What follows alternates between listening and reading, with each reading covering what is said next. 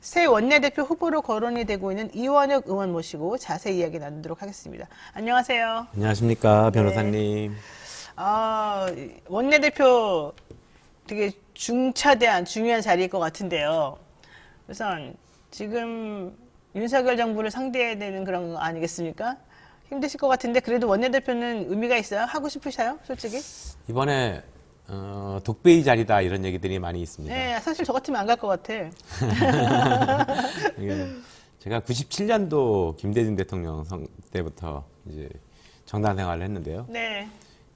정치하면서 좋은 자리를 꽃길을 쫓아갈 것인가 아니면은 험난한 자리라도 당을 위해서 희생과 봉사를 해야 되는가라고 하는 이런 고민을 했겠죠. 네. 지금과 같은 시기에 제가 여태까지 바쳐온 그 민주당을 위해서 노력해왔던 것을 완전히 이제 한번 쏟아봐야 될 시기가 아닌가. 뭐 정치 얼마나 오래 하겠습니까? 지금이 정말 민주당을 새롭게 탄생시키고 매력 있는 정당을 만들기 위한 그런 길이라고 생각을 해서 이번에 도전하게 됐습니다. 근데 지금 얘기들 들어보니까 박홍근 의원 삼선 이제 중량에서 그 다음에 이번에 또 박광원 의원 쟁쟁하신 분들이 많이 거론이 되더라고요. 그리고 이제 원래 또 원내대표는 파가 또 중요한 거 아니겠습니까? 의원님들끼리. 그러면은 우리 이 후보님께서는 자신 있으신가요? 뭐 자신이 있으니까 나왔죠. 뭐 여태까지 어떤 말을 하는 것보다는 그 후보가 돼가지고 갑자기 얘기를 할 수 있잖아요. 네. 뭐 근데 그것보다는 훨씬 더 살아온 과정, 축적의 시간이라고 하는 게 필요할 건데 네. 저는 정당 활동을 하면서 국회의원을 하면서 해왔던 그 모든 그 축적의 시간들이 아마도 그 많은 우리 유권자 그러니까 의원들께서 잘 평가해 주시리라 이렇게 생각을 하고 있습니다. 네, 그렇군요.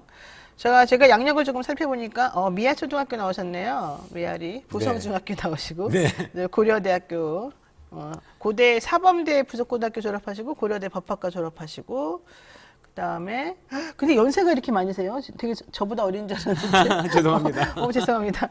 지금 현재 충남 보령시에서 출생하셔가지고 경기 화성시 을 지역구 지금 동탄. 계시고. 동탄이에요 여기가. 네. 여기 또 의식 수준이 높으신 분들 많이 사는 곳인데. 네. 그렇군요. 지금 보니까는 20대 국회의원이 되셨어요. 그리고 19, 20, 21. 19, 20, 21. 근데 19대가 잘 안 나구나. 그렇구나. 19대가 있네요. 자, 19, 20, 21 삼선 의원이시고. 네. 야, 이렇게 높으신 분들 이렇게 또 저는요 남의 표 한 표라도 받아가지고 뭔가 이렇게 뭔가 이루신 분들 보면 신기해요. 남의 죄송합니다. 아니 남이 나를 뽑아준다는 게 정말 어려운 일이거든요. 네. 그래서 저는 그런 데 못 나가는데 하여튼 그런 분들 보면 존경스럽습니다. 자, 어쨌든 중요한 거는 그래서 지금 의원들 사이에서 분위기라든가 또 조금 민주당 당원들이 요즘에 10만 명이나 막 늘어났잖아요. 그게 이제 화가 나서 는 것도 있고 누굴 지켜야 된다고 하는 것 때문에 는 것도 있거든요. 그러면 의원님께서는 그런 상황에서 내가 반드시 원내대표가 돼야 된다. 내가 되고 나면 뭐가 다르다. 이렇게 자신 있게 내세우실 만한 게 있을까요? 그러니까 여러 의원들하고 얘기를 해봐도 그렇고 제 스스로가 생각을 해봐도 그렇고 당내 분위기가 이제 몇 가지가 좀 있는 것 같습니다. 일단 첫 번째는 윤석열 후보가 당선이 되고 네. 지금 최근에 용산으로 대통령 집무실을 옮기겠다라고 하는 모습들을 보면서 야 역시 검찰공화국의 우려가 현실화되는 거 아니냐라고 하는 것 때문에 문재인 대통령 임기 내에 검찰개혁, 언론개혁을 완수하자라고 하는 이런 요구들이 좀 있고요. 두 번째로는 지방선거가 이제 얼마 남지 않았는데 그 지방선거를 어떻게 치를 것인가. 굉장히 지형이 좋지 않은 선거에서 치러질 가능성이 있기 때문에 그나마 지방선거 때를 승리하기 위해서는 대선 때 했던 공약이라든가 네. 뭐 등등을 민심을 반영할 수 있는 정책 이런 거를 속전속결하게 처리함으로 해서 다시 한번 신뢰를 해보게 해보자. 네. 이런 얘기들이 있고요. 또 하나를 더 든다면은 당이 이러한 뭐 검찰개혁, 언론개혁, 뭐 지방선거 대비 뭐 이런 거를 하기 위해서 첫 번째로 갖춰야 될 것은 당의 통합 아니냐. 당이 갈등으로 개파 갈등으로 치러지는 것들은 굉장히 안 좋은 모습이다. 이거는 자칫 적전 분열이라고 하는 것 그것이 가져온 여태까지의 뭐 인류 역사에서 만들어진 문제점에 대해서 충분히 알고 있기 때문에 네네. 이번에는 무엇보다도 통합이 중요하다라고 하는 이런 얘기들을 합니다. 그래서 이제 이재명 후보도 지난번 대통령 선거 때 가장 강조했던 것 중에 하나가 국민 통합이었는데 네. 당내 통합도 못하면서 국민 통합을 얘기할 수 있냐. 그래서 이런 당내 통합을 할 수 있는 사람이 필요한 거 아니냐라고 하는 거에 대한 얘기들을 의견들이 많이 있는 것 같고요. 그럴 네. 때 가장 많이 거론되는 사람 중에 한 명이 이원욱이라고 저는 이게 듣고 있습니다. 그렇죠. 예, 그래서 근데 이제 문제는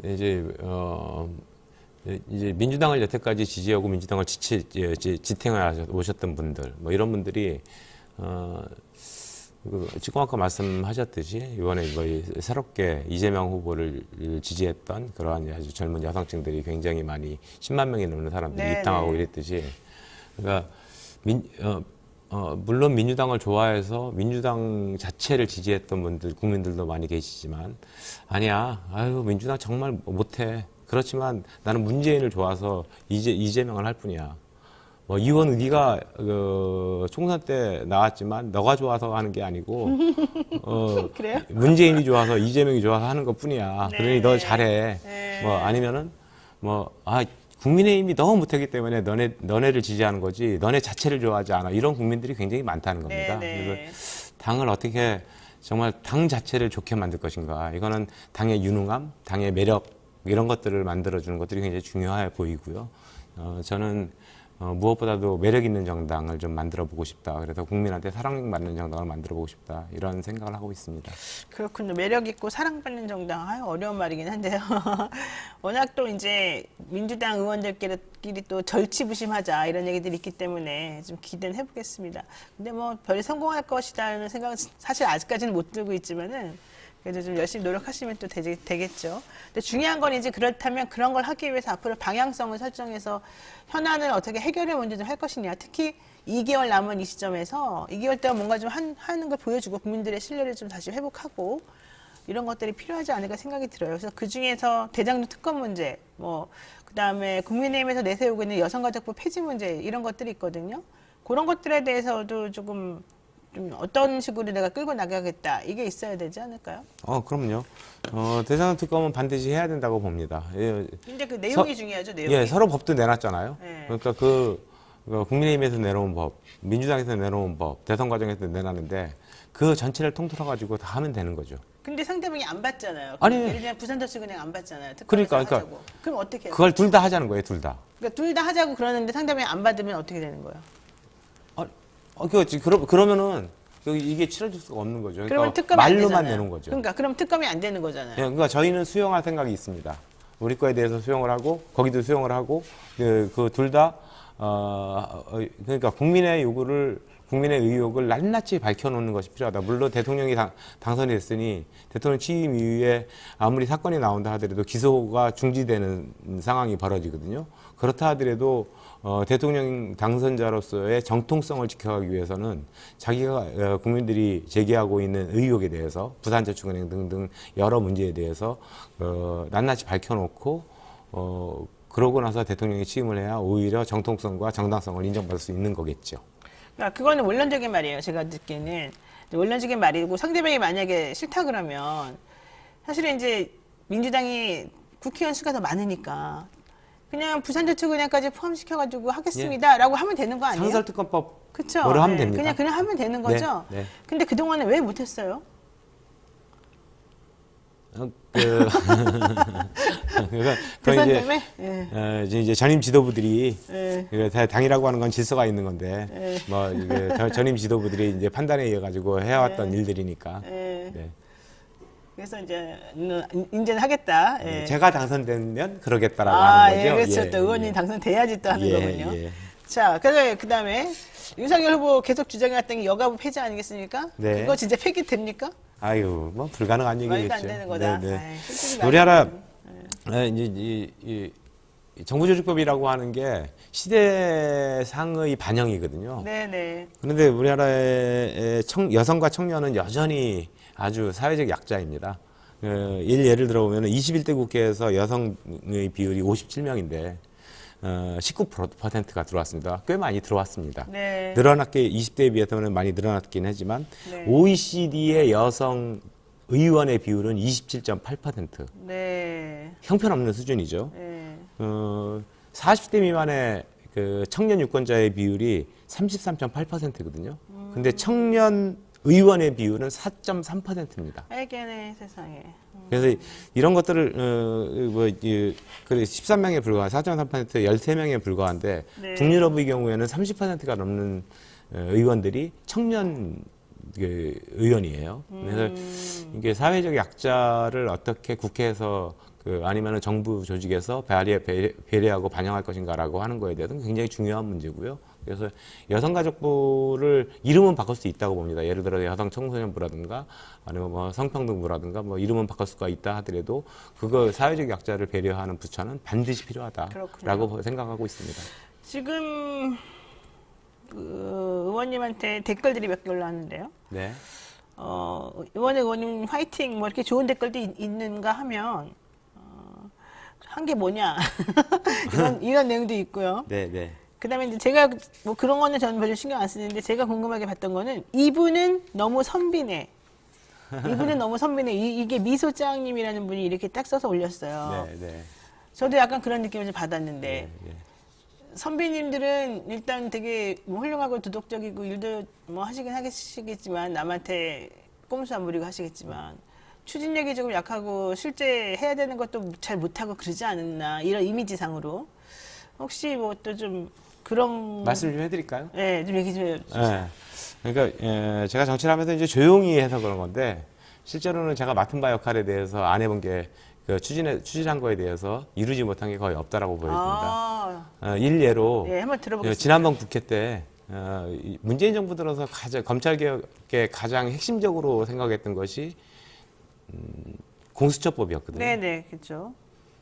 공수처법을 통과시킬 때 제가 이인영 원내대표와 함께 원내 수석 부대표를 했습니다. 그렇죠. 원내 수석 부대표. 네. 당시에 이제 연동형 비례대표제를 포함해서 그때 4당 체제였는데 맞아요. 바른정당, 민생당, 뭐 등 정의당, 그러니까 우리 당이 4당이었고 저쪽 당은 하나 그래가지고 이제 5당 체제에서 나머지 민주당을 포함한 4당을 이끌고 협상을 하면서 이거 패스트 트랙을 통해 가지고 네. 이거를 처리해 가는 과정은 정말로 지난하고 고된 과정이었습니다. 저는 사실 그게 되게 멋있었다고 생각해요. 그러니까요. 되게 잘하셨다고 봐요. 네. 그때- 그렇게 안 했으면 안 됐을 거예요. 아마. 그때 제가 원내 수석 부대표로서 그걸 이인영 대표와 함께 이끌었고요. 그걸 만들어내셨군요. 네.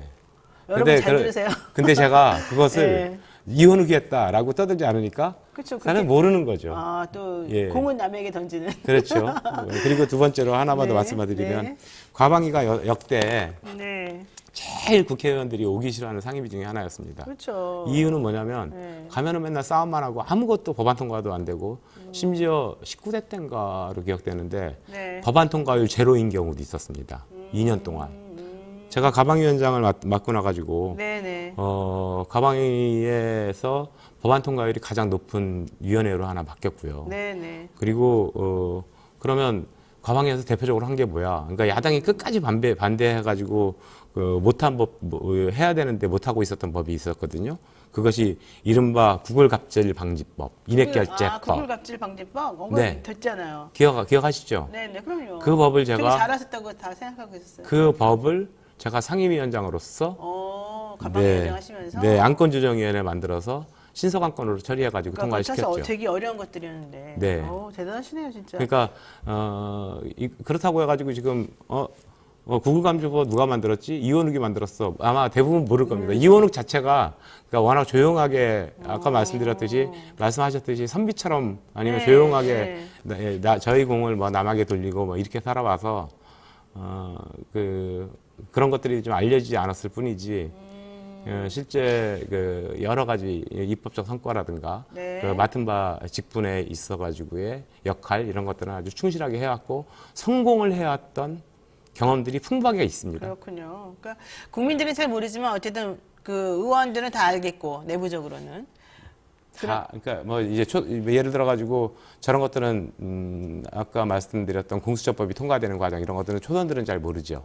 그렇죠. 네. 이렇게 메커니즘이 아주 그거 되게 그러니까 기교를 사실은 부린 건데 그 전략이 예. 정말 어려웠습니다. 어려웠죠. 그때는 잠을 거의 못 잘 지경으로. 그러니까 나중에 가서 심상정 의원이 내가 그때 당했다 뭐 이런 얘기하는 거 아니겠습니까? 좋습니다. 여러분들 오해를 하지 마시는 게 좋겠고요. 여기 보니까는 달나라님이 저런 분이 나름 강단 있게 잘하실 수도 있습니다. 또 이렇게 나오셨습니다. 그리고 국민들이 이제 민주당 아까 제가 매력 있는 정당이라고 말씀을 드렸는데 네. 야, 민주당은 이제 좀 바꿔야 되는 거 아니야? 쇄신해야 되는 거 아니야? 이제 바꿔야 돼요 좀. 그죠? 정말 힘들어. 예. 변호사님도 그런 생각 드시죠? 답답해 죽겠어요. 맨날 그 얼굴에 그 얼굴, 짜증나고. 그물에 그 얼굴. 네. 이게 이제 국민들이 짜증나게 하는 네. 굉장히 중요한 문제거든요. 네. 근데 이원욱 같은 사람이 이번에 된다면 저 사람 누구지? 아마 그렇게 생각할 겁니다. 그래서 쇄신의 이미지 이런 것들도 굉장히 많이 갖게 될 것이고 참신하네라고 하는 느낌도 많이 갖게 되지 않을까. 그것 또한 오히려 그 전체적으로 본다면 민주당의 변화의 요인 중에 하나일 것이다. 알겠습니다. 이렇게 생각하고 있습니다. 네, 잘 됐으면 좋겠고요. 지금 민주당 사람들은 여기 보니까 공격수가 필요해요. 쌈딱이 필요해요. 우리는 합칠 필요 없어요. 쌈딱처럼 강하게 하는 게 필요하겠습니다. 칼춤을 춰야 되는 거 아니겠습니까? 뭐 이런 얘기 좀 많이 하셨습니다.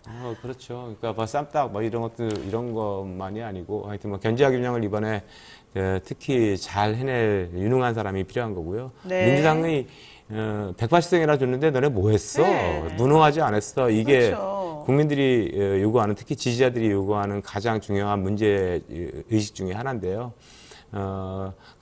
뭐 아까 제가 제가 해왔던 네네. 예를 드렸듯이 하고자 하는 일에 대해서 목표가 설정되면 반드시 설정해야 된다라고 도달해야 된다라고 하는, 네네. 성취해야 된다라고 하는 강한 민주당을 만들어내는 것이 지금 상태에서는 굉장히 중요한 문제라고 보여집니다. 그렇군요. 좋습니다.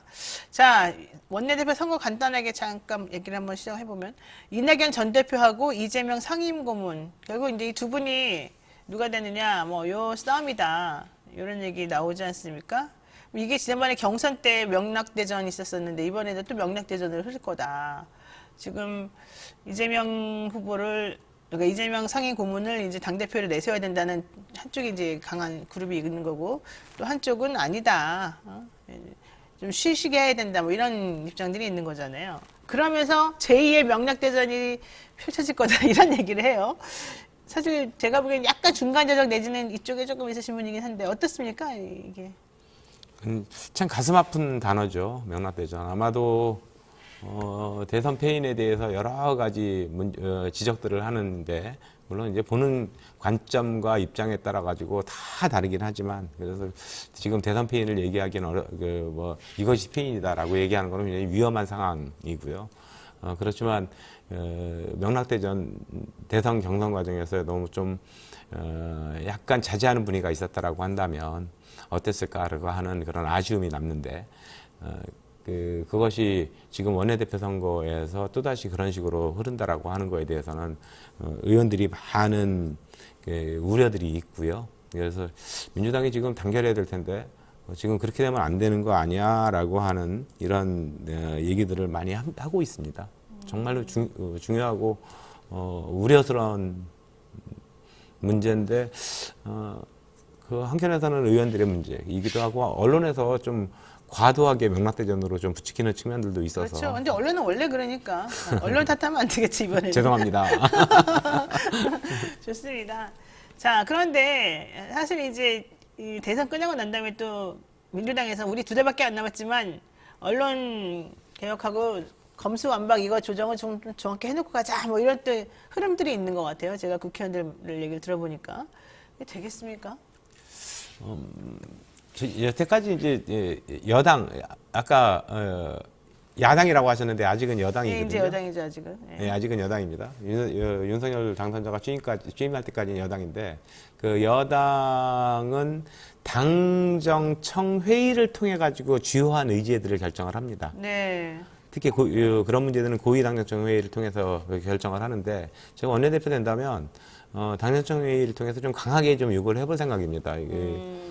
하자. 지금 아니면은 하지 못한다라고 하는 지지자들의 요구들이 굉장히 분출되어 있는 거 아닙니까? 네, 그렇죠. 라고 하는 말씀을 드리고 그래서 고위당정청회에서 만약에 합의만 이루어진다라고 한다면 충분히 시간적 여유가 있다. 있다라고 보여집니다. 특히나 뭐 언론중재법 같은 경우는 이미 본회의 계류 중이거든요. 네, 그러니까 본회의 계류 중인 법은 그냥 이제 통과만 시키면 되는 상황입니다. 그렇죠. 그런데 지난번에 국민의힘 쪽에서 뭐 세부적인 논의를 다시 하자 그래갖고 다 뒤집어 엎었다가 결과적으로는 또 제대로 뭐 아무것도 안 됐다가 이번에 윤석열 후보 측 라인에서는 선거운동하는 과정 중에서 언론중재법 절대 안 된다 그랬다가 막 말이 왔다 갔다 하더라고요. 네, 언론중재법은 본회의에 이미 계류 중에 있기 때문에 그러니까 계류 중에 본회의에서 있는 이제 거고. 표결만 하면 됩니다. 그러면 이제 그동안에 제가 사실 기대를 했다니까요. 표결만 하면 된다 그래가지고. 아니, 당시에 예. 언론중재법을 그 당시 이제 저도 그 의원총회 때 언론중재법을 이번에 네. 통과시킨 한 6개월 전쯤으로 기억이 되는데요. 네. 통과시키자라고 하는 얘기를 강하게 발언을 한 적도 있었는데, 네, 안 됐더라고요. 근데 그때 안 된 이유가 네. 뭐 이제 기억은 아시겠지만 뭐 언론노조, 언론 관련된 시민단체, 네. 외국의 언론단체들 뭐 이런 데서 전부 우려를 표명했었거든요. 그때 좀 그랬죠. 언론 네, 네, 단체들이. 네. 예. 그러니까 지금 자칫 통과시키고 나면 네. 오히려 뭐 저는 그때 통과시키는 것이 옳다라고 지금도 여전히 생각했는데 하고 네, 있는데 네, 네. 그때는 대선을 앞두고 오히려 그 언론을 너무 적으로 들리는 거 아니냐라고 하는 우려들이 좀 있었던 것 같습니다. 당 지도부에서. 그러면서 이거는 조금 유보시키는 것이 좋겠다라고 해가지고 본회의 표결 직전에 이제 보류를 해놓은 건데 그럼 이제 할 거예요. 이제? 지금이라도 민주당은? 저는 해야 된다고 봅니다. 그 문제. 그때도 의총에서도 저는 해야 된다라고 발언을 했었고요. 네. 좋습니다. 뭐 한번 기대를 해보겠습니다. 솔직히 저는 본회의까지 다 통과시켜 놓고서는 멈춰놔서 야, 본회의에 상정까지 돼 있는 거죠. 이것도 상정까지. 상정은 안 돼 있고 본회의까지 가 있는 거죠. 본회의까지 가 예. 있고. 어쨌든 그래서 이거 이번에도 또 안 되나 괜히 쓸데없는 뭐 특위 만들어가지고 자기네끼리 뭘 해본다 그러면서 또 꼼수 부리나 계속 그 생각을 했었어요. 근데 아마 이제 언론중재법이 통과되면은 이제 언론노조 이런 데서 반대를 하던데 그 좀 설득할 필요가 좀 있다고 있다? 보여집니다. 예. 그 당시 이제 제가 개인적으로 만나는 기자들 이런 분들한테는 이거는 오히려 1인 미디어라든가 뭐 인터넷만을 대상으로 하는 그런 미디어 네. 기자들이 훨씬 더 위험하지. 대부분의 좀 그 자리 잡힌 그 언론사는 스스로가 그 팩트를 체크할 수 있고 검증할 수 있는 그 시스템이 작동하고 있지 않냐. 그런 데는 유용할 게 없다라고 하는 얘기들을 개별적으로 하면은 다들 공감하는 분위기였거든요. 그래서 그건 이제 좀 더 그런 공감력을 좀 높이면서 통과시킨다라고 한다면 뭐 나머지 2개월 정도 남았는데 충분하다고 봅니다. 하여튼 저는 이번에 뭐 제가 계속 주장하는 바입니다만 종편 4개 있는데 4개가 다 보수적이라고 저는 생각하고 그 4개 중에 3개는 아주 그냥 노골적으로 되게 편향적인 방송을 했다고 생각을 하는데 그러면 결국에는 민주당 입장에서는 언론 환경이 매우 좋지 않았다고 볼 수밖에 없는 거고 선거라고 하는 게 결국 언론이 중립을 지켜도 될까 말까 하는데 너무 편파적으로 한쪽으로 했기 때문에 이쪽이 사실은 더 많이 얻을 수 있는 거를 물론 가늠은 못하지만 어렵게 만든 측면이 분명히 있다고 저는 보거든요. 그러면은 언론이라고 하는 거를 조금 제대로 조금 균형 있는 것을 이렇게 만들어 나갈 수 있도록 좀 해줘야 되는 게 물론 언론중재법하고 똑같이 연결되는 건 아닙니다만은 그런 필요한 것으로 보이는데 혹시 그런 쪽에 어떤 노력을 하실 생각은 있으세요? 그럼요. 언론의 공정성과 공정성 구체적으로 뭘 하실 게 굉장히 있으세요? 중요하고요. 네. 제가 이번 대선 과정에서 TV조선에 대해서 발언들을 몇 번 했었는데. 그렇죠. 많이 하셨어요, 사실. 네. 네. 이게 뭐 이제 김건희 그 배우자와 그 김혜경 배우자에 대한 보도 태도를 볼 때 네. 172분과 뭐 17분 이게 17분, 말이 되냐. 네. 숙제 국민의힘의 대변지라고 생각을 그렇죠, 해라. 그렇죠. 홍보위원회 아니냐. 네, 네. 뭐 이런 식의 이제 발언들을 했었는데 저는요, 그러니까 미디어법을 MB 대통령 때 강행 처리하면서 통과시켰고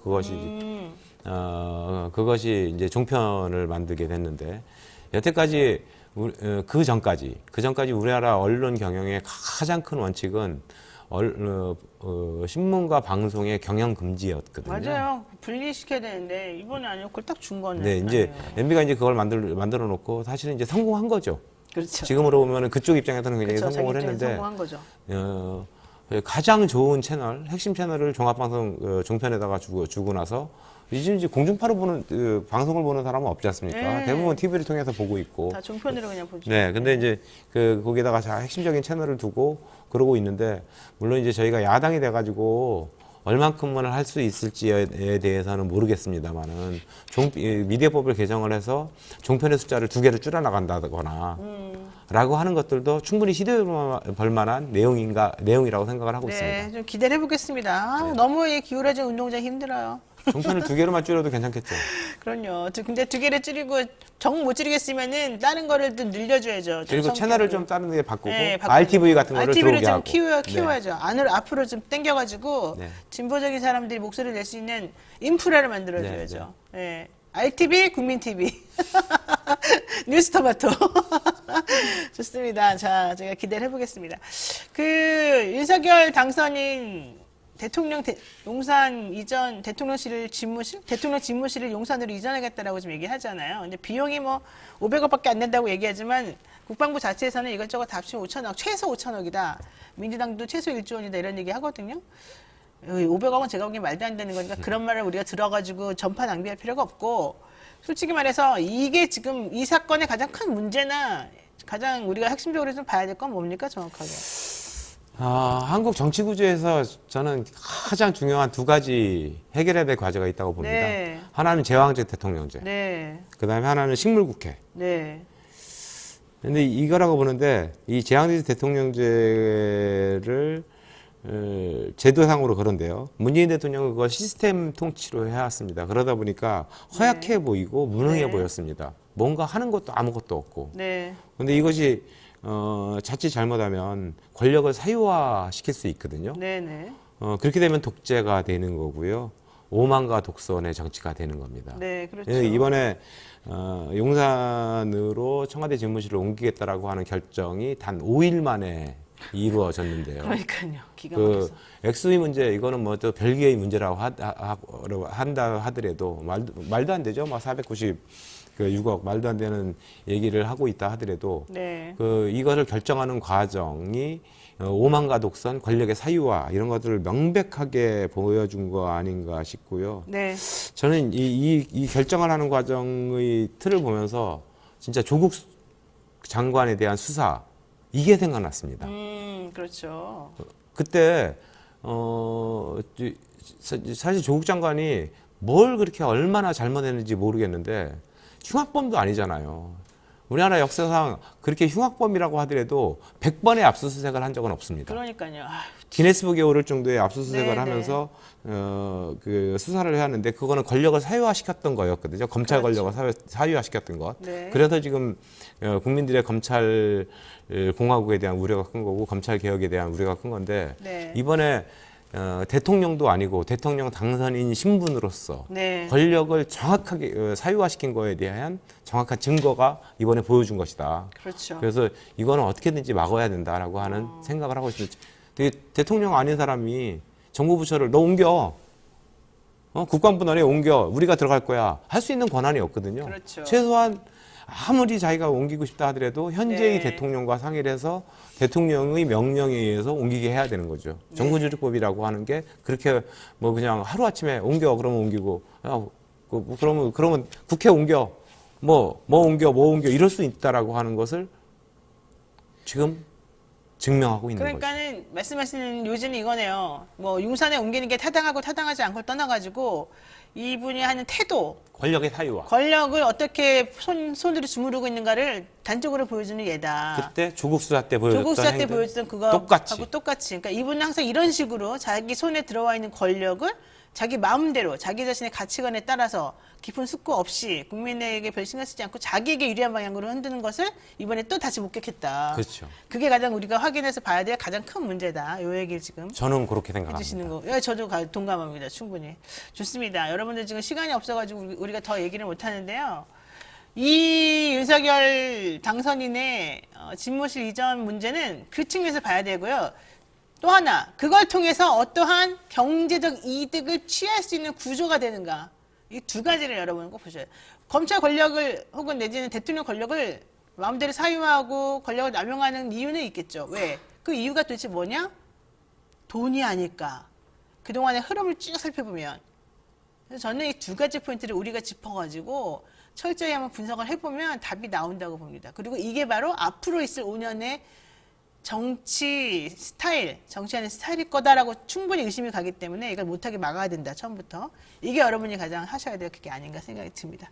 좋습니다. 뭐 윤호중 비대위원장 얘기도 좀 여쭤보고 민주당 쇄신 노력 어떻게 할 것인지 여쭤보려고 그랬는데 일단 시간이 좀 없어서 죄송해요. 여기까지만 하겠습니다. 오늘 말씀 주셔서 감사드리는데 혹시 한마디 뭐 짧게 얘기하실 거 있으실까요?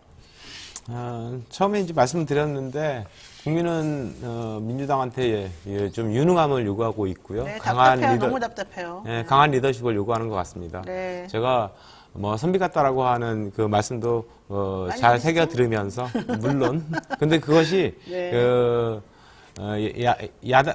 제가 과방위원장을 하면서 이렇게 많은 법을 통과시킬 수 있었던 이유 중에 하나가 네. 또 그런 거이기 때문이기도 합니다. 그러니까 네. 성과를 반드시 내기 위해서는 그런 선비 같은 사람도 필요하다. 그리고 참신한 사람이 필요하다. 네. 이번에 하여튼 그래야 그물의 그 밥이네.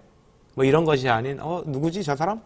그렇죠. 정말 민주당이 바뀌나 보다. 그렇죠.